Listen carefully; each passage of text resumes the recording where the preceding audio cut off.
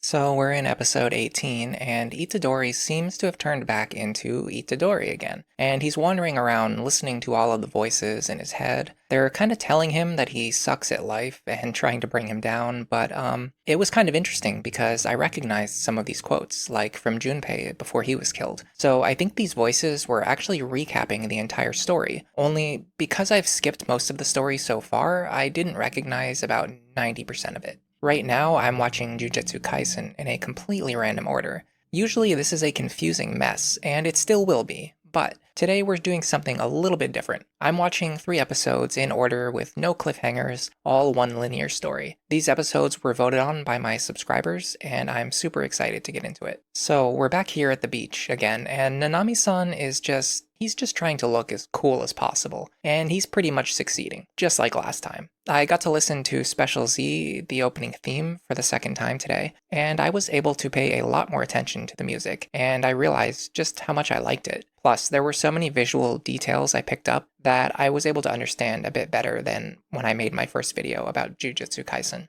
This guy with half of his face burned off is wandering around in the subway, and why is Mahito just hiding in a closet over here? I don't even... Whoa, that's Nanami-san. And half of his entire body has been burned off. It's not just his face. So I think he's having a pretty bad day right now. He starts talking about where he wants to go on vacation after this battle is over. So maybe he's counting on the school nurse to come and heal him later. But then he starts to outline what his short-term goals are. And that was great for me because I'm usually very confused. Plus, I got to listen to some really nice piano. He wants to save Fushiguro, and he's trying to find Maki and someone else. I did not catch the third name. Now, unfortunately, the guy who I thought was Maki, I've basically already figured out. It's not actually Maki. So I'm not going to pretend to be confused here, even though it would be probably funnier. But this was really useful information because whenever people try to spoil me in the comments, I immediately know which comments to stop reading. Nanami says he's done enough already and he just wants to give up, but he keeps fighting on anyway. And then, man, I thought this was really scummy. The monsters keep punching him in the part of his face that's already been, burned off. That has really got to hurt. I mean, every single time they punched him, it was in the same spot. He basically fights an entire army of monsters all on his own, while at the same time Itadori is running down a bunch of stairs to try and meet him, but then, oh god, oh no, Mahito comes out of the closet. He puts his hand on Nanami's back, and this makes me think he's about to turn him into a frog or something else horrible. Itadori comes around the corner just in time to see this. This is not good. Is another one of his friends about to get killed by Mahito? Nanami starts thinking about Haibara, the guy from Season 2, Episode 3, and in Nanami's memory, he actually still looks like he's a kid here, so I'm wondering if he died when he was still younger, and that's why Nanami remembers him this way. Well, anyway, Nanami and Mahito both realize that Itadori is here, and yeah, Nanami just gets evaporated by Mahito. No build-up, no warning, it just happens. He doesn't even turn him into a frog like he did last time. Wow. I know very little about this show, but this still shocked me. I definitely understand that Nanami is a big deal. I compared him to All Might in my previous reaction. This felt like the scene where All Might says, "Now it's your turn." But then, imagine if he just got blown up right after he said it. Absolutely crazy. I knew that Mahito was an important villain, but this is making me realize, just how big he is. He feels like he's got to be the main villain or something, right? Well, Itadori gets mad and starts yelling at him, but then Mahito says, "Bro, I'm right over here, you don't need to yell, I can hear you." He summons a wall, I think it's made out of people, and these people are begging Itadori not to punch them. So, for once, he doesn't punch. But it turns out to be a huge mistake, because he gets pushed back and injured, and Mahito starts talking about some philosophy, and we know Itadori doesn't really like philosophy. I thought he was going to use his signature move here to get angry and to start punching, but I was really surprised because he thinks about how if this was Nanami, Nanami wouldn't get angry. He would calm down and think carefully about how to fight.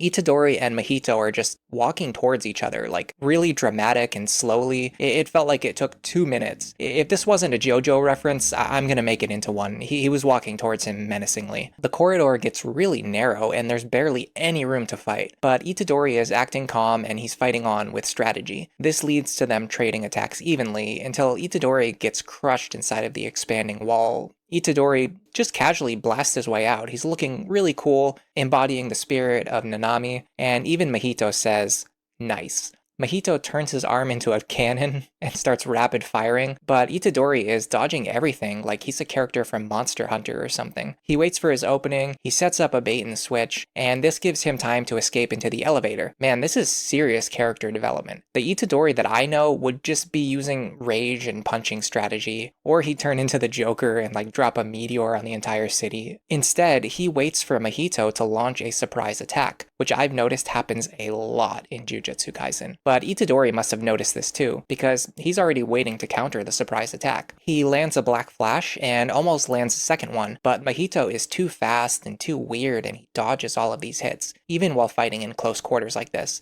And man, do they get close. Mahito even tries to kiss him. Guys, listen. It's never a good idea to try and kiss someone without their consent, especially if your lips turn into a sword. The music starts going hard, while Itadori is putting up the fight of his life. I don't know if this is his theme or Mahito's theme, but either way, it got me hyped. Then Mahito starts thinking if he makes even one mistake or one false move, Itadori can easily take him out. So Mahito runs away, but he uses this opportunity to set up another surprise attack. Then something weird happens. We start getting an outline of previous events, possibly from the previous episodes, or maybe this is new information. I learned a lot here. The cursed spirit, who I compared to a pyromancer from Elden Ring, his name is Jogo, and he seems like he's Mahito's babysitter or something. The other little worm-looking guy, I don't even know what he's doing. He's making a smoothie out of humans and drinking it, I guess. Well, Mahito splits himself into two copies, and then he escapes from his babysitter.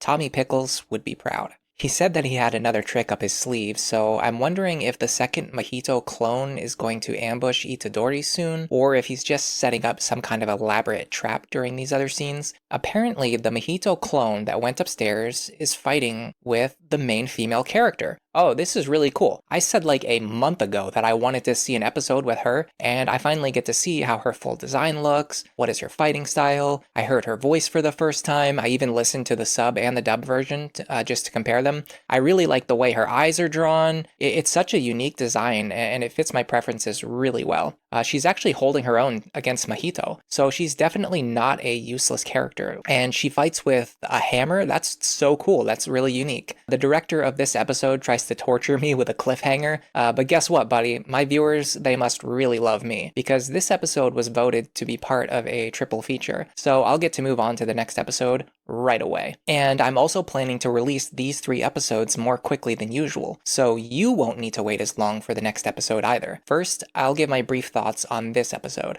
I think I'm starting to really get a feel for the level of lethality in this show. Based on what I saw happen to the likes of Junpei, Riko, Satoru, even Nanami, this is serious stuff, right? And now Mahito is worried about being taken out if he's not careful. Like, even he could just go down in one hit. Characters, they can just go out in an instant if they ever drop their guard. It's pretty high tension, but it also makes the stakes feel super high as well, and I do appreciate that a lot. To compare it to something with a similar tone, you could maybe look at my Gantz reviews. That series does have its share of problems, but it really makes you feel like every character is truly in danger, every single panel, and I kind of got that same feeling from what I've watched here. If you're only interested in Jujutsu Kaisen and nothing else, well, I'm gonna have the next episode out soon, so don't worry. But for now, enjoy the rest of your day.